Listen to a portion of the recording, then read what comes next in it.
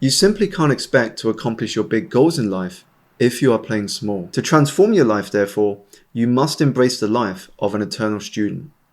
Over the last 25 years, I've read nearly 1,000 non-fiction books, and these 10 for me are the most powerful and life-changing of them all. Before we dive in, I want to give a quick shout out to Shortform for sponsoring today's video, but more on them later. First up is The Go-Giver by Bob Burg and John David Mann. This is a book I finished in one evening. It is a short book written as a parable, but it will completely transform the way you think about success and how you approach life. Society tends to admire success-oriented people, or go-getters. In The Go-Giver, however, the authors turn this idea on its head by arguing that you should make giving rather than getting your first priority in business and in life, and success would then follow. One of the 5 laws of stratospheric success that we learn is the law of value, which states that your true worth is determined by how much more you give in value than you take in payment. The idea here is that excellent customer service never goes out of fashion, because the experience people have with you matters. In other words, money is an echo of value. It is a reflection of the value that you bring into people's lives, not just in business, but in your personal interactions with others too. You should give not as a strategy, but as a way of life.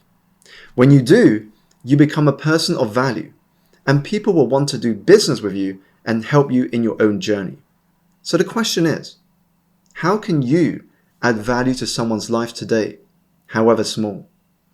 Keep this in mind. Reaching any goal you set takes 10% knowledge. The other 90% is people skills. When you understand and appreciate this, you become a magnet for opportunities, and success will become inevitable. The Third Door by Alex Banayan. This has got to be one of the most entertaining, addictive, and inspiring books I've read, and one which ignited my creativity to think different in everything I do. The book talks about success being like a nightclub with 3 doors. The first is the main entrance, through which you enter by working hard and playing by the rules. The line to this door is always crowded and moves slowly. The second door is reserved for VIPs, millionaires and celebrities, and is off limits to ordinary people.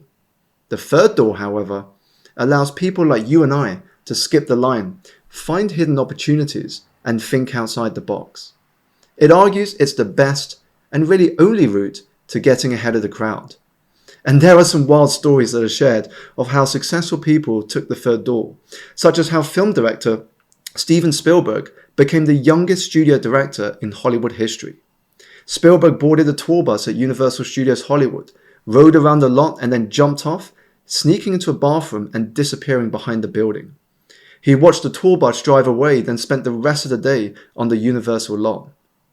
Wandering around, he bumped into a man named Chuck Silvers, who worked for Universal TV. They spoke for a while, and when Silvers found out Spielberg was an aspiring director, he wrote him a 3-day pass. On the lot, he would approach Hollywood stars and studio executives and ask them to lunch. He snuck onto sound stages and sat in editing rooms, soaking up as much information as he could. Chuck Silvers eventually became Spielberg's mentor. He advised him to stop schmoozing and come back when he had a high-quality short film to show. Spielberg, who had been making short films since he was 12, began writing a 26-minute film called Amblin. After months of directing and editing, he finally showed it to Chuck Silvers. It was so good that when Silvers saw it, a tear ran down his cheek. Silvers reached for the phone and called Sid Sheinberg, Universal TV's vice president of production. After Sheinberg watched Amblin, he offered Spielberg a 7-year contract on the spot. And that's how Spielberg became the youngest major studio director in Hollywood history. Aside from the incredible stories that fill the book's pages, The Third Door has plenty of lessons for you to absorb, with the big insight being that you never get to the top alone. To become successful, you need to reach out to others for help. Whether that's finding an inside connection like Spielberg did, being part of a mastermind group, working with a mentor or coach, or taking people who are ahead of you in the field you want to succeed in out for lunch. So when you think about your goals in life, Who is one person you could reach out to ask for help? The Teachings of Billionaire Yen Su by Colin Turner. These are actually two books, Volume 1 and Volume 2, that I came across at the beginning of my transition from employee to entrepreneur. The book presents the wisdom and philosophies of fictional billionaire Yen Su, who founded an academy in ancient China over 2,500 years ago. It is a book that you can flick through, and no matter what page you land on, there is a piece of wisdom there to inspire you. Here are three to give you a flavor of what to expect. Number 1. The person who never makes mistakes can never achieve anything worthwhile. So if you don't risk failing, you'll never truly succeed. Don't fear failure, fear regret, because failure is part of the journey towards success. It shows you the way by showing you what isn't. Number 2. If you become internally driven rather than externally influenced for your security needs, then the ego is out of a job. The idea here is that happiness comes from within and not from something or someone outside of yourself. It begins with you. Number 3. To have the virtue of patience, it is important to acknowledge obstacles as opportunities to strengthen you, not as indication of failure. This is a great reminder that there is no such thing as an overnight success, only over time success. There will be obstacles along the way. If you have the humility to learn from them, however, they will help deepen your resilience and equip you with the strength to become stronger as a result. This book is written in a very unique way, short form style, with each chapter presented in bullet points. Talking of short form, if like me, you enjoy reading and learning from non-fiction books, then you'll appreciate the sponsor of this video, short form, which produces high-quality guides to non-fiction books to make accessing the world's best ideas easier. You can think of their guides like superpowered book summaries, comprehensive coverage of a book's key ideas clearly and simply explained, plus smart commentary, and analysis together with exercises to take your understanding of a book to a much deeper level. It's like your smartest friend teaching you about a book. I love short form for 3 reasons in particular. The first is that I will often use it to check if a book is actually worth buying. You get a concise summary of the ideas in a book, as well as a breakdown of major points, and if they're good and intriguing enough, then I will go buy the book. The second is that it is useful for research purposes. If there are books you know you are not going to read fully, but just want to learn about one of the ideas shared, then you can just pull out short form and easily find the relevant section. The third is their super cool AI feature, short form AI.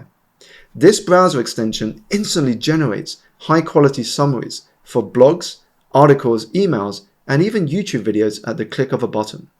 So give short form a try by signing up with the link below or in the description.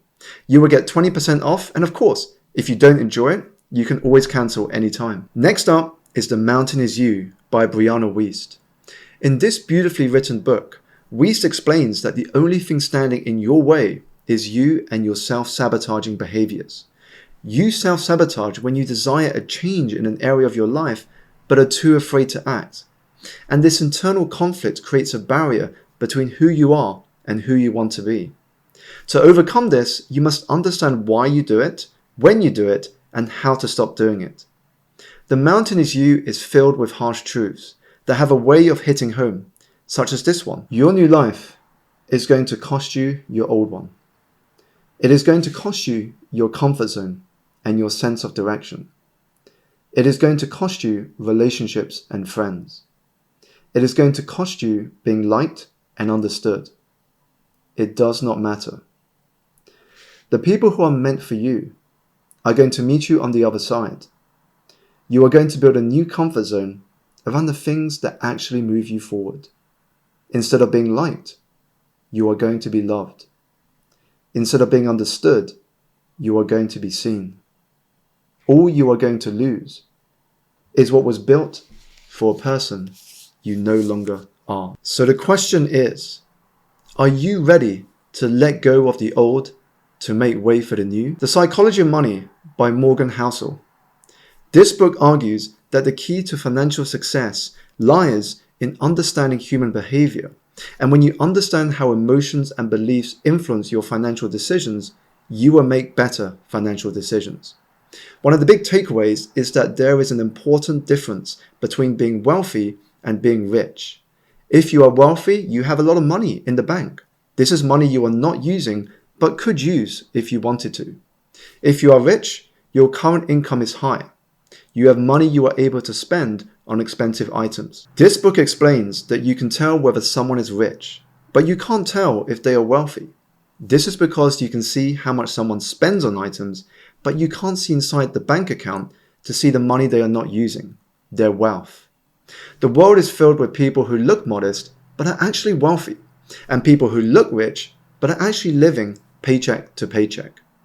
So keep this in mind when quickly judging other people's success and setting your own goals, because spending money to show people how much money you have is the fastest way to have less money. The Almanack of Naval Ravikant by Eric Jorgensen. This book is a collection of insights on wealth and happiness shared by self-made millionaire Naval Ravikant through his blog posts, X channel, podcasts, and interviews. On wealth, the big takeaway is that the most important skill for getting rich is becoming a perpetual learner. If you are a perpetual learning machine, you will never be out of options for how to make money, and you will be able to adapt to whatever challenges the world throws your way. On happiness, the big takeaway is that you can increase it over time, and it starts with believing you can do it. The book explains that happiness is a skill, and that a happy person is not someone who is happy all the time. It is someone who effortlessly interprets events in such a way that they don't lose their innate peace. When working, surround yourself with people more successful than you. When playing, however, surround yourself with people happier than you.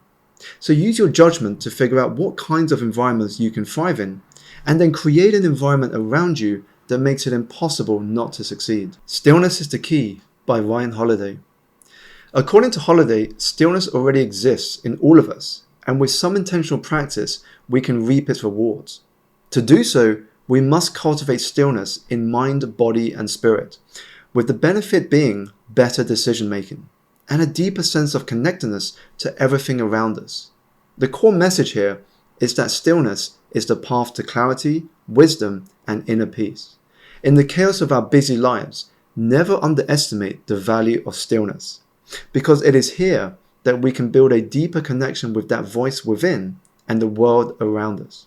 It is in this energy of stillness that we appreciate that silence is not empty. It is full of the answers that we seek. It gives your innate wisdom a voice, allows your creativity to blossom, and brings clarity to your thinking. And as Rumi noted, the quieter you become, the more you are able to hear. So make time to be present and still today, because slowing down in a world that is only getting faster is a superpower. Deep Work by Cal Newport. If you are like most people, you are probably easily distracted by wandering thoughts, the pings of notifications on your phone, or the dopamine hits from social media updates while trying your very best to be productive. If that is you, then this book will show you how to develop the focus required to get ahead of 99% of people and rise to the top of your field. Focus is like a mental muscle. Through deliberate training, you can strengthen your focus and expand your mental capacity. It is an important reminder that you must make real trade-offs in life if you want to make progress in the things that matter most to you. So start taking control of how you spend your energy and time, because your ability to manage your focus and attention and not give in to the endless distractions around you will be the difference between where you are today and where you would like to be tomorrow. You must stop believing that everything is important and understand that only a few things truly matter. And as the saying goes, when you do what most won't today, you will be able to enjoy what most can't tomorrow. This brings me to my final recommendation, Energize, written by this British Asian right here. Energize proposes that energy management, not time management, is the key to productivity. Because when you feel energized, you become the chief architect of your future, and there is nothing you feel you can't overcome. Energy really is everything. Without it, you can't get much done. Without it, you lack focus and discipline. Without it, a better life will remain just a distant dream. If you are to take advantage of the opportunities that arise in life, you must have the energy to do so. Energize won Book of the Year within the Wellness and Wellbeing category of the Business Book Awards, so it naturally comes highly recommended. I believe that if you were to read these 10 books and genuinely apply the ideas, insights, and lessons contained within each, your life would transform for the better. You will notice the difference, and so will everyone around you. Remember, to be successful in life, you must think and act like a successful person, because before you can do, you must be. You must be ready to go all in to change your life for the better. And if you are, then this video right here is the sign you have been looking for. Let me know in the comments below what books have changed your life, and I will see you in the next video.